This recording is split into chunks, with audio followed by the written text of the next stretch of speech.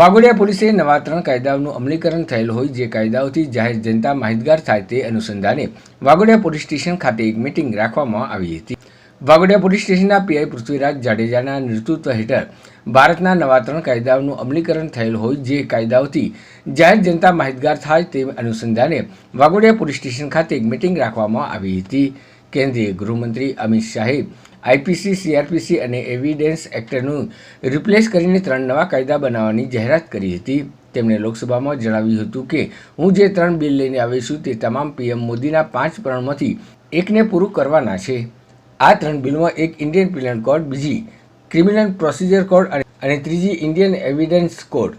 Indian penal code 1860ની જગ્યા હવે ભારતીય ન્યાય સંહિતા 2023 લેશે, જ્યારે ક્રિમિનલ પ્રોસિજર કોડની જગ્યા ભારતીય નાગરિક સુરક્ષા સંહિતા 2023 આવશે અને ઇન્ડિયન એવિડન્સ એક્ટ 1872ની જગ્યાએ ભારતીય સાક્ષ્ય અધિનિયમ લાવશે।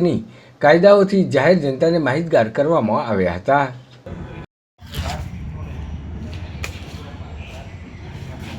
સરકાર શ્રી દ્વારા આજરોજ તારીખ 1 જુલાઈ 2024થી જૂના જે કાયદાઓ હતા એમાં આઈપીસી એટલે કે ઇન્ડિયન પિનલ કોડ છે તેને રદ કરી ભારતીય ન્યાય સંહિતાને અમલમાં લાવેલ છે, તેમજ સીઆરપીસી એટલે કે ક્રિમિનલ પ્રોસિજર કોડ છે એની જગ્યાએ ભારતીય નાગરિક સુરક્ષા સંહિતા એને અમલમાં લાવેલ છે, તેમજ એવિડન્સ એક્ટ એટલે કે પુરાવાનો જે અધિનિયમ હતો તેની જગ્યાએ ભારતીય સાક્ષ્ય સંહિતા એ અધિનિયમ એનો અમલવારી આજરોજ તારીખ 1 જુલાઈ 2024થી ચાલુ થઈ ગયેલ છે।